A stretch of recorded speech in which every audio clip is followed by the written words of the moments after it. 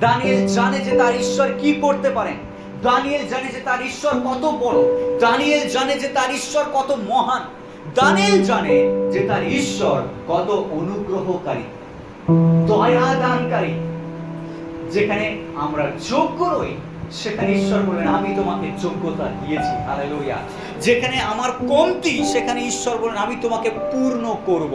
ঈশ্বর বলছেন আমি তোমাকে বাঁচাবো যেখানে লোকে বলছে তুমি বাঁচবে না। হালেলুয়া।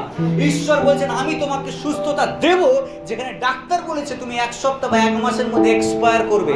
ঈশ্বর বলছেন আমি তোমাকে ধরে রেখেছি। জগৎ তোমাকে ধরে নেই, মানুষ তোমাকে ধরে নেই, না ডাক্তার তোমাকে ধরে আছে। হালেলুয়া।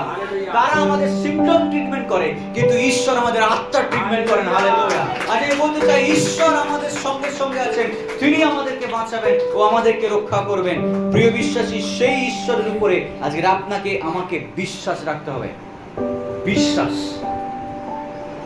এটাই সারা জীবন বিশ্বাসীকে শিখতে হবে।